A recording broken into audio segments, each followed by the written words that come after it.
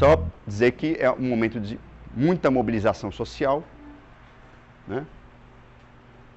Começa a surgir frentes de esquerda, frentes de apoio às reformas. Eu destacaria duas: a Frente de Mobilização Popular, que era uma iniciativa brisolista que reunia o conjunto da esquerda, dos movimentos de esquerda, e a Frente Progressista de Apoio às Reformas de Base, proposta pelo Santiago Dantas. Então, uma frente mais moderada, que buscava um consenso mínimo para sustentar o governo Goulart até as próximas eleições e para garantir reformas votadas no parlamento. Essas duas frentes, a Frente de Mobilização Popular dizia não, esse parlamento não dá.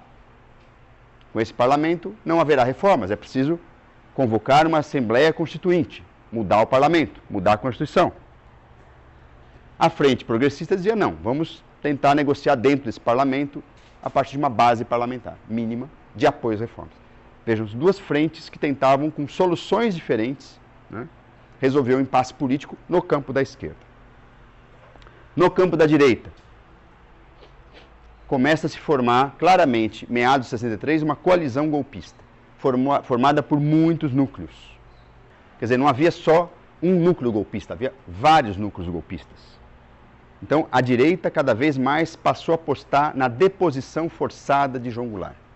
Quer dizer, a esquerda apostando em reforma constitucional, via mobilização de massas ou negociação parlamentar para sustentar o governo, e a direita, inclusive a direita liberal, cada vez mais apostando na desestabilização e na deposição forçada.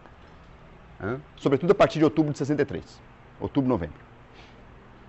Quais núcleos?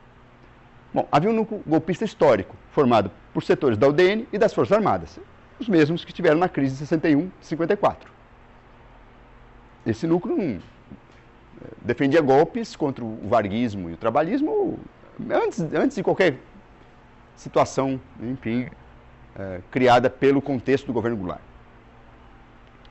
Havia setores da alta oficialidade das Forças Armadas, sobretudo ligados à Escola Superior de Guerra, ao Estado-Maior e ao Clube Militar, com posturas anticomunistas e que,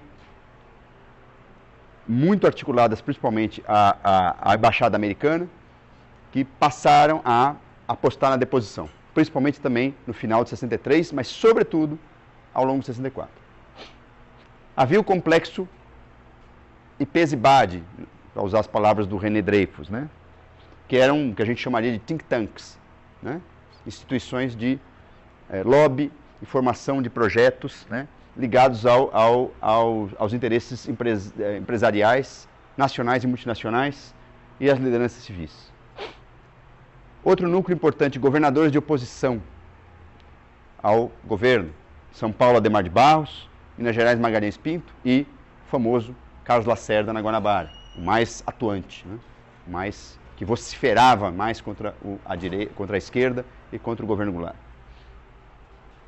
A imprensa liberal conservadora é um outro núcleo fundamental, muito articulado aos interesses empresariais, né, e aos setores das Forças Armadas. Quer dizer, todos os jornais, menos o Última Hora, que era historicamente ligado ao varguismo, passaram, sobretudo no final de 63, a defender a deposição e a desestabilizar o governo João Goulart. Todos. E todos, inclusive, disseminando imagens muito parecidas do governo. Um governo fraco, ou um governo que vai dar um golpe a qualquer momento, ou um governo que tem comunistas escondidos, ou um governo simpático aos comunistas. Essas imagens passam a ser bombardeadas, né? Então é interessante que é um governo fraco por um lado, mas vai dar golpe por outro. Quer dizer, é até curioso, né? Porque é um contrassenso, né? Geralmente governos fracos, né? Enfim, não dão golpe, né? Não tem força para dar golpe.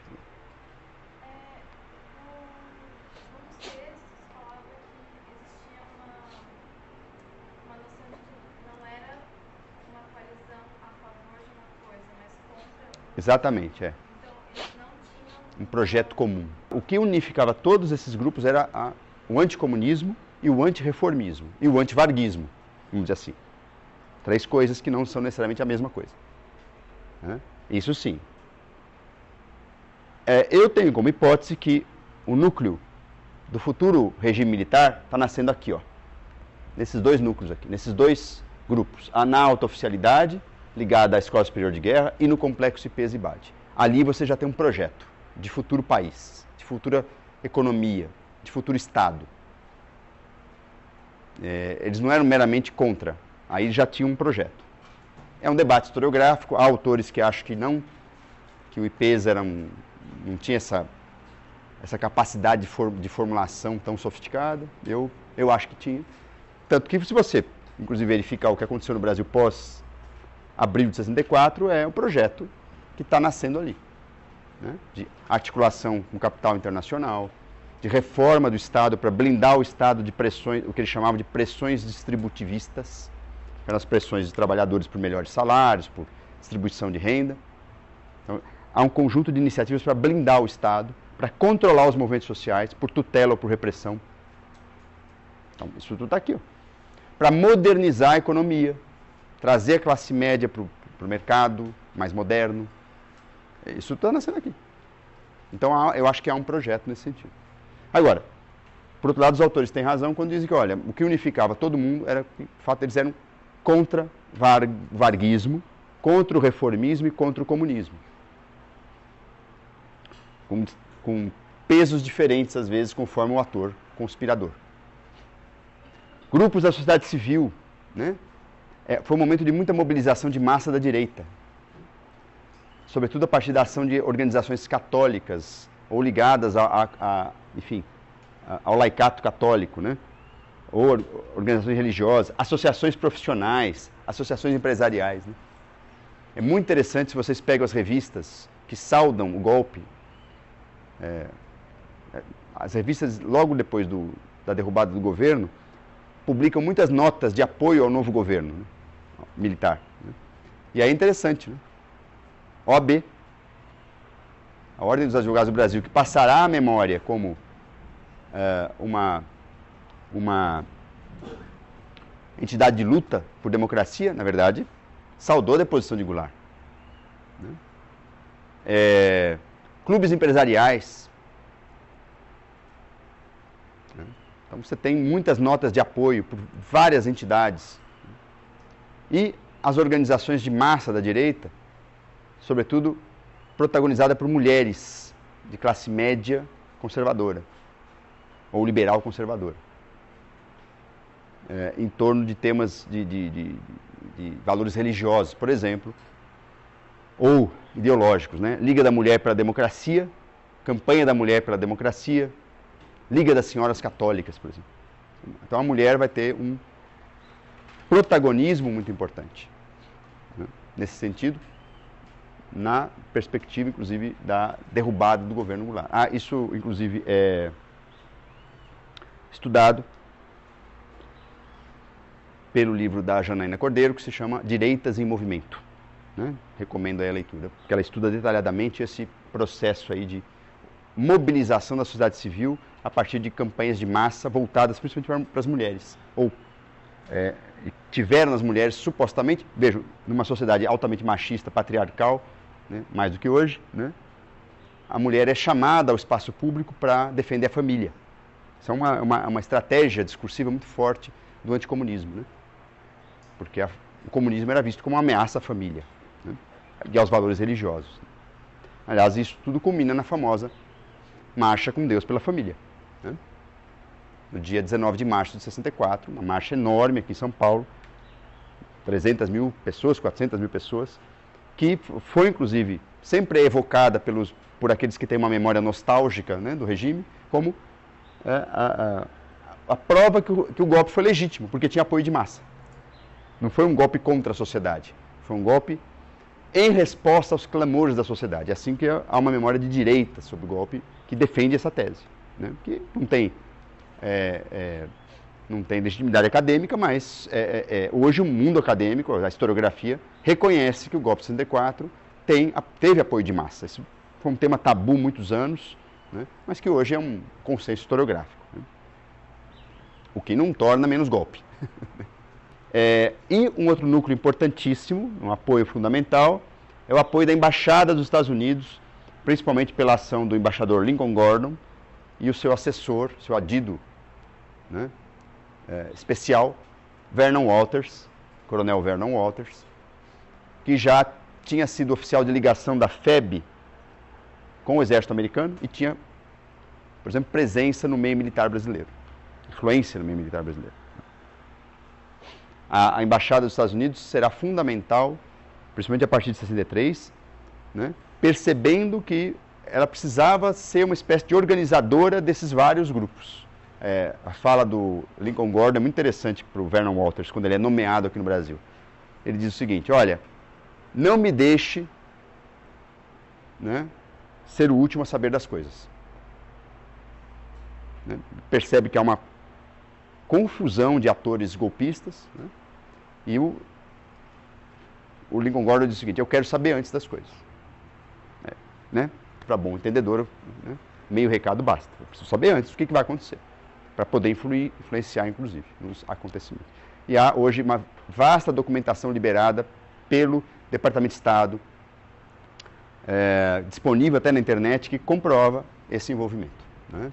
E comprova, inclusive, a famosa Operação Brother Sun, que é uma operação de intervenção, de apoio logístico militar ao golpe no Brasil, e que envolvia uma força-tarefa naval, gasolina, aviões e armas, que não chegou a ser mobilizada totalmente, quer dizer, ela estava sendo organizada quando efetivamente aconteceu a rebelião militar. Né? A rebelião militar iniciada em Minas Gerais pelo general Mourão, o outro Mourão, né? Complicou um pouco tudo isso aqui, porque o tempo de ação da embaixada, dos grupos empresariais e da alta oficialidade, que era um núcleo golpista mais sofisticado, vamos dizer assim, era outro. Não foi o da rebelião militar que ocorreu em Minas a partir de Juiz de Fora, em 31 de março. O que foi o golpe? Então, ou pelo menos como é que eu leio o golpe de 64.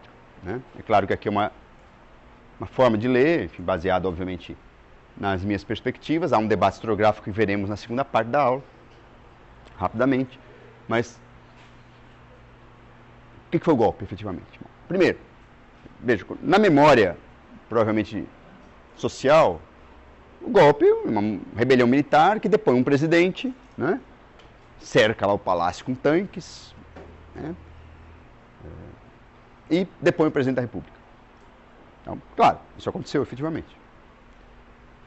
Mas se a gente for olhar com uma certa lente de aumento aí, com uma lente de aumento esse processo político, né, a gente vai ver um processo histórico concentradíssimo em 15, 20 dias, muito tenso, muito cheio de dinâmicas e alternativas, né, e que eu recuso a ver como resultado direto, causal da crise política.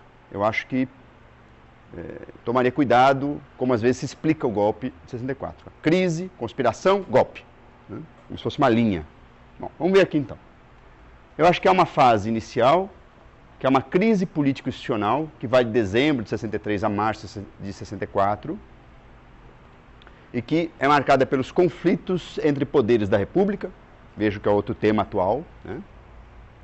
Conflito entre poder executivo e poder legislativo.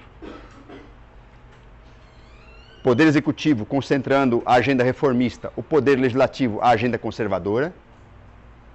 Né? Um acirramento do conflito social, a esquerda extraparlamentar atuando na forma de movimentos de massa,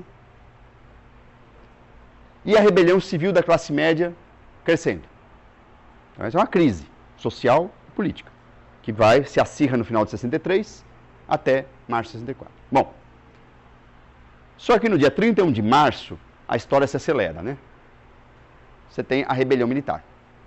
Veja o que eu chamo de rebelião militar. Por que eu chamo de rebelião militar? Porque, na minha opinião, ainda não é o golpe de Estado, né? E tampouco é a rebelião militar mais articulada, propriamente dita, né? Que vai se construir nos dias seguintes.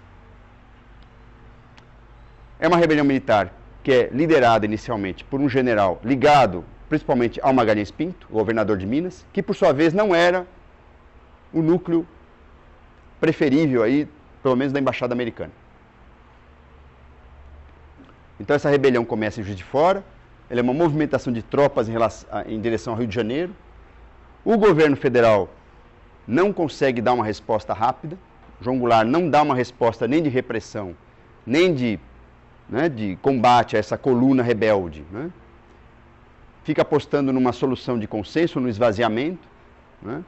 Então, no dia 31 de março e 1º de abril, há uma situação de confusão no país, confusão política, há a rebelião militar, a rebelião começa a crescer para outros quartéis, Nordeste, principalmente, muito forte a rebelião.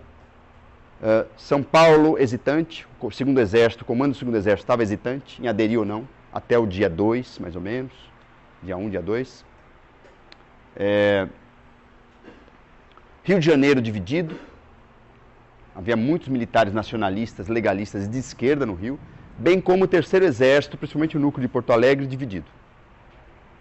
O interior gaúcho jamais aderiu mais ao golpe. Vejam, isso vai até o dia 2, mais ou menos. A marca é o imobilismo do governo. Esse é um fato histórico. O governo ficou um pouco perplexo, né? Não Goulart como liderança política, confirmada alguns dias antes no chamado comício do 13 de março, no qual ele adere à agenda da esquerda, né? Mas ele não consegue mobilizar esta esquerda para defender seu governo. Então ele fica imobilizado, tenta garantir o apoio de setores militares, vai perdendo o apoio desses setores, principalmente do seu principal aliado militar, que era o general Amaury Cruel, de São Paulo, como segundo exército. Perde o apoio. A esquerda fica esperando uma ordem de resistência, não vem, né? E a rebelião cresce. Bom, em meio a essa confusão política, o Congresso Nacional declara vaga a presidência da República. Quer dizer, isso com o governo Goulart, o presidente Goulart ainda em território nacional, o que é, enfim, inconstitucional. Porque ele está no Rio, vai para Brasília, volta para o Rio, vai para o Rio Grande do Sul. Então, esse périplo do presidente é visto como fuga. Como se ele estivesse abrindo mão da presidência, fugindo do país. Então, num golpe de força da mesa que presidia o Congresso Nacional, o senador Auro de Moura Andrade, declara-se vaga a presidência da República. Dá uma confusão no parlamento, socos, cusparadas cívicas e, né, coisas do tipo, né, muita discussão, mas o fato é que o Congresso declara vaga e abre espaço para a oficialização do golpe. Porque o que era uma rebelião militar, à medida que o poder da República declarou vaga a presidência da República, oficializa-se o golpe de Estado. Então é interessante que nesse momento, aí na minha leitura, é que você tem efetivamente um golpe de Estado. A rebelião militar se transforma num golpe de Estado. Esse momento foi esquecido, inclusive, né, da memória social, né, porque depois o próprio Congresso vai se declarar como o espaço da resistência ao arbítrio, né? Então essa ajuda em 64 some da história, né, no certo sentido, some da memória. Destaco principalmente um livro do Davi Ribeiro, que estudou minuciosamente esse processo parlamentar, né, golpista, né, que um livro que se chama Da Crise Política ao Golpe de Estado. E depois, há uma quarta fase ainda, quer dizer, aí, claro, o governo João Goulart efetivamente vai embora do país, vai para o Uruguai, no dia 3, se não me engano, dia 4 de abril. E aí sim há um processo de legitimação do golpe, que se dá em 2 níveis, que nós vamos aprofundar na aula que vem. Num nível, a construção de uma normativa, né, jurídica do golpe, que vai atender pelo nome de atos institucionais. Vai começar pelo ato institucional, que não tinha número, mas depois vai ser o 1, né, promulgado em 9 de abril de 64. E nesse ato, além de uma série de formulações jurídicas para legitimar um novo poder, de fato, que eram os militares, né, assinado pelo chamado Comando Supremo da Revolução, que era assim que os militares chamavam o movimento. O ato institucional, além disso, caçava mais de 100 cidadãos, sendo que 40 deputados. Né? E vejam, isso no dia 9 de abril, hein? No dia 13 de abril, o mesmo Congresso expurgado elege o general Castelo Branco. Há uma eleição indireta para eleger o primeiro general presidente. Olha que processo político complicado, hein? né? Então é mais do que desfile de tanques e tomada de palácios presidenciais, como é no cinema, né? É mais. É um processo que envolve poderes da República, burocracia de Estado, né? Vale lembrar que entre a saída de João Goulart, no dia 2, presidência declarada vaga, e a eleição de Castelo Branco, no dia 13, o presidente do país foi Ranieri Mazzilli, ministro do STF. Pense nisso. Um poder da República, o poder legislativo, que foi até discreto nessa crise, né, ao contrário de outras crises, né, exercendo o poder da República, ao mesmo tempo que constrói-se uma normativa jurídica do novo poder de fato, que eram os militares, através dos atos institucionais. E isso é interessante porque o golpe foi dado para defender a Constituição, contra a pressão da esquerda. E aí? Então, olha, atos institucionais, Constituição, supostamente isso não cabe, né? É um contrassenso. E o ato institucional no seu preâmbulo claramente desloca o eixo de poder para o chamado comando revolucionário, basicamente militar.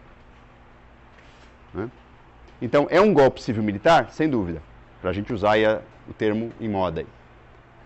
Mas eu já não endosso a ideia de um regime civil-militar. Quer dizer, claramente ali está se construindo um regime militar, calcado numa normativa jurídica bastante sofisticada. Não acho que os atos institucionais sejam mera fachada, nós vamos aprofundar isso semana que vem.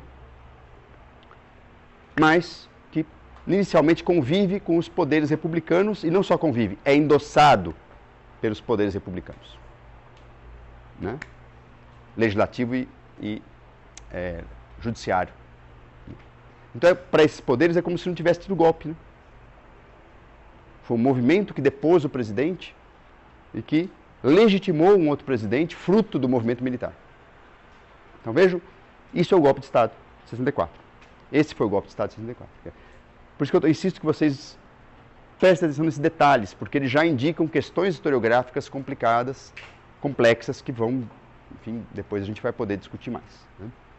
Eu quero quebrar um pouco aquela ideia, aquele clichê que é um movimento militar que depois o presidente acabou e toma o poder. Quer dizer, há meandros, e isso, vejam, repito, isso não torna o movimento aqui menos golpe por causa disso, mas ele é um movimento complexo, um movimento político muito complexo, que envolve inclusive setores abrigados no Estado, poderes da República que em princípio deveriam defender a legitimidade, né, republicana. É uma questão, né? Esse espírito da coisa aqui, quer dizer, eu quero que vocês pensem o processo político na sua complexidade e nas suas contradições. Oi. Não foi fechado. Não, no regime ele será fechado. Em 68 foi fechado, em 77 ele foi fechado, mas aqui no golpe não. Não só não foi fechado, como endossou o golpe. Ah, mas era uma questão pragmática, era para pacificar o país. Esse é o argumento, né? Aí isso é complicado, né? E vejam, quem ajuda a eleger o general Castelo Branco no Congresso? O PSD juscelinista, o PSD de Juscelino Kubitschek. Juscelino dá aval que os seus correligionários votem, é uma liderança política importante, que votem, né, no Castelo. Inclusive, o vice-presidente José Maria Alckmin era ligado a Juscelino. 3 meses depois, Juscelino será cassado, né, numa operação também de bastidores que envolveu Lacerda, envolveu os militares, né. Veja como inaugura-se um processo autofágico de política, como todo golpe, né? Como todo golpe. Enfim, não só as revoluções são autofágicas, mas os golpes também, até mais, né, num certo sentido, né? Porque eles inauguram um processo dinâmico, né, de reviravoltas políticas. Mas veja que coisa. O Congresso não foi fechado, elegeu. O Congresso podia não ter elegido, né? Mas como ele era um foco conspirativo, obviamente ele está coerente com a sua posição na conspiração contra Goulart, né? Quer dizer, o Congresso perdeu 40 deputados, mas ele não foi fechado, né? A rebelião militar se transformou no Comando Supremo da Revolução, comandado pelo general Costa e Silva, que depois será presidente. No entanto, há um outro grupo mais articulado ao apoio norte-americano, liderado pelo general Castelo Branco. Aliás, é interessante que há um telegrama da Embaixada Americana no dia 27 de março, que já aponta para a liderança de Castelo Branco como saída política para uma eventual queda de Goulart. Vejam que 15 dias antes dele ser eleito, né, a Embaixada Americana já está apontando quem será o novo líder. E o próprio general Castelo Branco já tinha, no dia 20 de março, lançado um documento, uma instrução reservada para os seus comandados, aderindo ao golpe. Só que o Costa e Silva se antecipa, assina o ato institucional, né, inclusive o que explica uma tensão entre os dois que vai depois atravessar o governo Castelo Branco. Depois nós vamos ver isso na semana que vem, né? Mas vejam, tem um poder militar de fato, os poderes constitucionais endossando o golpe, uma liderança militar que tenta fazer a ponte entre os dois. O próprio Castelo Branco dizia que não, eu não sou um ditador, eu vou entregar o poder ao meu sucessor eleito. Vejam, para boa parte desses atores, talvez não para o núcleo mais estratégico do IPs ou mesmo dos militares, mas para boa parte desses atores que deram o golpe, eu acho que esse momento histórico foi lido com as lentes de 1945, da queda de Getúlio Vargas. Ou seja, o exército depõe e chama a eleição. E instaura uma democracia liberal. Aqui é o contrário, né? A democracia liberal aqui vai ser sufocada também. Não só o reformismo, né? Porque o que vai seguir é um regime autoritário e antiliberal. Né? Mas eu acho que as lentes vêm de 45. Né? Me parece que o momento histórico aqui não foi lido, talvez, com lentes apropriadas. Né? Qual que era a memória da deposição de Getúlio Vargas em 45? O Exército depõe Vargas, Vargas aceita a deposição, organiza-se uma transição, chancelada no caso, também pelo Poder Judiciário, chama uma Assembleia Constituinte e eleições presidenciais. Aqui não. Aqui as eleições, Castelo Branco é eleito indiretamente, promete manter o calendário eleitoral em 65, estava marcado, só que logo depois as eleições são adiadas e depois instaura-se eleições presidenciais indiretas durante 20 anos. Então vejo mas em que medida isso já está embutido no golpe é o debate. Eu defendo que esse projeto já está embutido, outros autores, enfim, acho que não.